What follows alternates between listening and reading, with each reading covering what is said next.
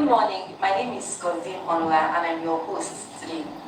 So we are going to be discussing on the topic, the regulation of the power sector and the threatening strike.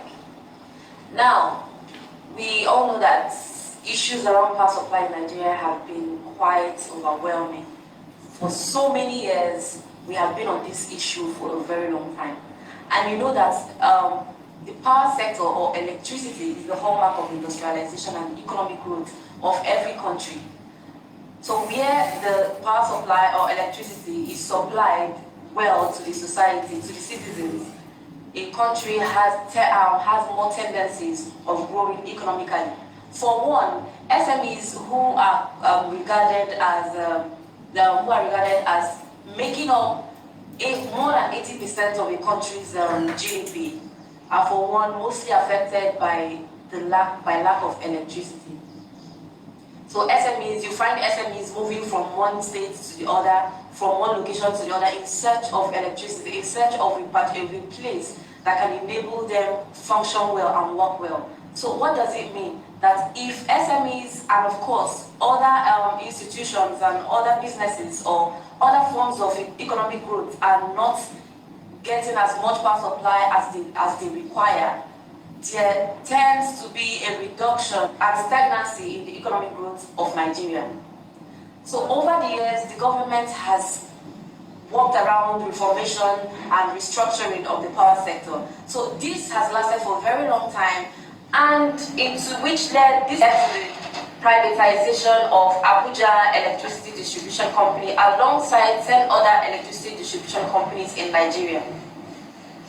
So what is applicable right now is that the government only owns 40% equity in these companies, and these companies have the franchise of distribution and sale of electricity all over Nigeria. The regulation of the power sector has actually has been immensely helpful. For one, it has brought to bear the various options of power generation.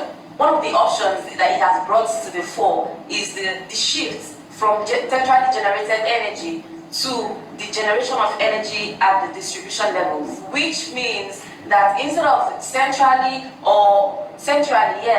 generating energy, generating power for the whole country, there has been a paradigm shift to generating this energy at the various distribution level, which of course should ordinarily improve the availability and reliability of power in Nigeria.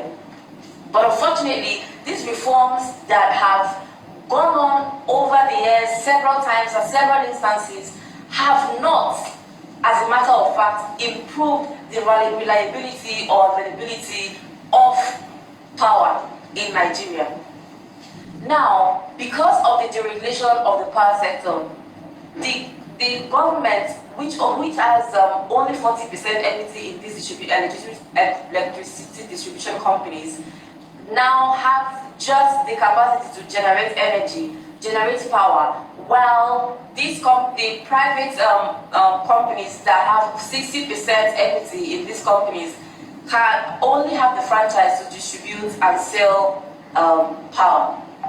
Now, what is the current situation? The current situation is that, like I said earlier, amidst all the information, nothing is really working. And currently, there is an agitation and there's uproar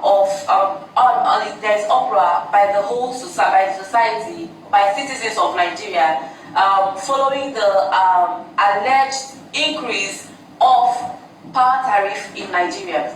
Ordinarily, increase of power supply power tariff in Nigeria should be commensurate to the amount of electricity enjoyed by citizens. We all know that electricity has been a very huge problem for us. So there is a very huge gap between electricity supplied and electricity demanded because of the various activities all over Nigeria. For one, Nigeria is a very populous African nation, which has an estimated population of 200 million. And yet, the electricity generation capacity is very deficient. Deficient in the sense that amidst the population of the country, which is estimated to be over 200 million, and various industrialization activities going on in this country, the power supply ranges from 3,500 megawatts to 5,000 megawatts, which is really deficient and can barely carry on activities which should ordinarily improve economic growth in Nigeria. So now the uproar of the society over the alleged increment of power tariff in Nigeria has been quite alarming. It has been all over for some weeks now. It has been all over Nigeria. Protests have been ongoing. There have been talk shows. There have been interviews. There have been engagements from the public or with the public over this issue. Nigerians are angry because ordinarily, while we were still being charged the usual amount, we were still complaining of electricity and, like I said, the huge gap between power supplied and that demanded. Now, there have not been any measures in place to make sure that alongside the increment of power tariff, there will be the gap between power supplied and power demanded will be bridged. There has been no measures. Even though there are statements by the president that the increment of power tariff is only going to be for the use and for the benefits of the poor, marginalized and vulnerable groups in Nigeria. How so is that? Is it evident what he is saying? Are we aware of these things? Look around us. Are we aware of these developments? What are in place to actually defend what the federal government is saying and their plans to increase the power tariff? So because of this increase, the Nigerian Labour Union threatened that there would be a strike. So this strike was supposed to commence 2 weeks ago, but fortunately it was suspended. So we hope that something happens. Now, coming down to AEDC, for some of us who reside around Nasarawa State, Kogi State, Niger State, and FCT, which are the 4 states that Abuja Electricity Distribution Company covers, we know that most of us or people around us have visited these companies, made complaints to them over the rate at which charges are being taken. We are being charged, or citizens are being charged without the charges being commensurate to the power supplied. For one, Lawyers Alert has, for one, enjoyed its fair share of this grave injustice meted by AEDC to the citizens. So now, some time ago, Lawyers Alert relocated from its former office building to the current place where it resides. Upon resumption at the new office, we realized that the prepaid meter, in the building was faulty. Upon notice, we contacted the agents of the house that we took, of the house that we rented, and they contacted AEDC.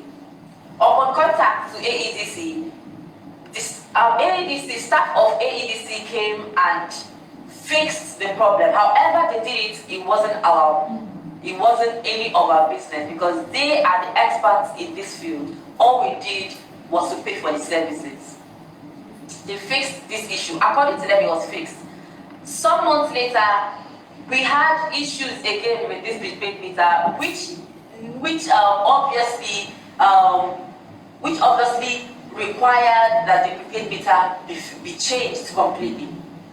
Staff of AEDC came, examined and changed the prepaid meter for Lawyers Alert. Some months after the COVID-19 lockdown, we resumed on May 11th with our work because the federal government at that time had eased the lockdown. So we resumed work on May 11th.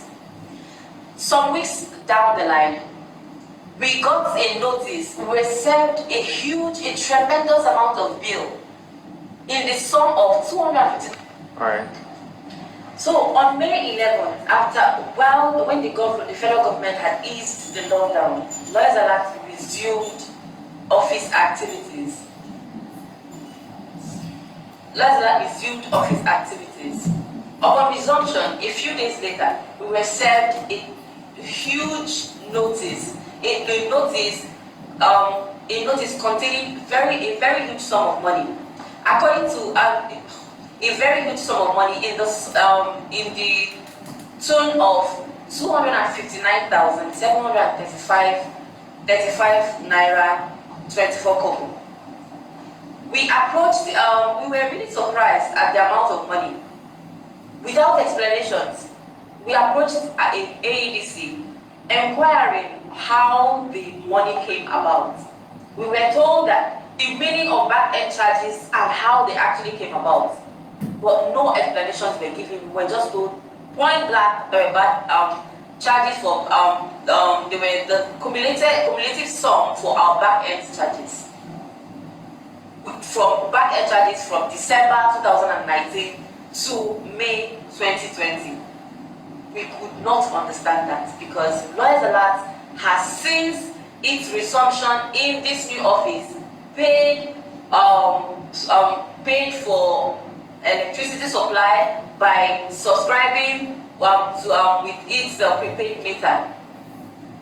So we wondered how we were able to accumulate the sum of 259,735 naira 24 kobo within from December to May, irrespective of the fact, considering the fact that from March to April there was total lockdown and we were not in the office. So how did this come about?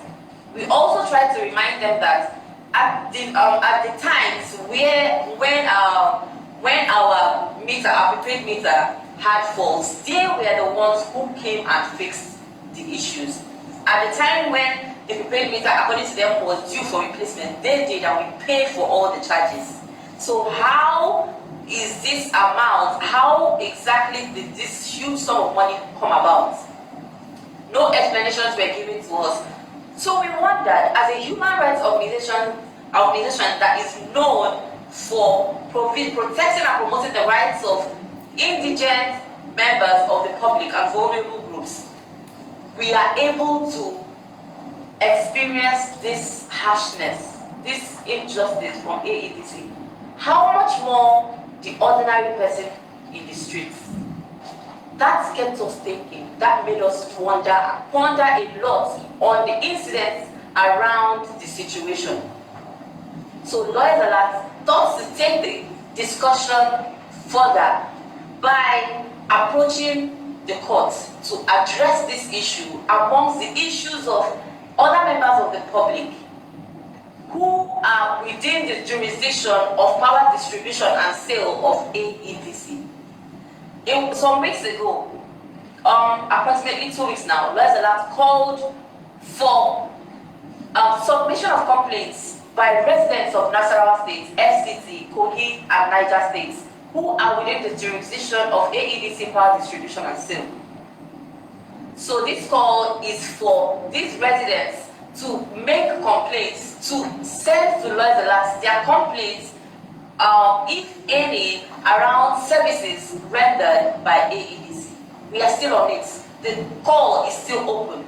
So we encourage you, viewing this, residing around these 4 states, residing in these 4 states, or having friends or relatives residing in these states who have at some point encountered this harshness from AEDC, to draw our attention to this problem, you can send to us these complaints via our email address at lawyersalert_nig@yahoo.com, or send us a DM on our Twitter page at lawyersalertng, DM on Facebook at lawyersalertnigerian.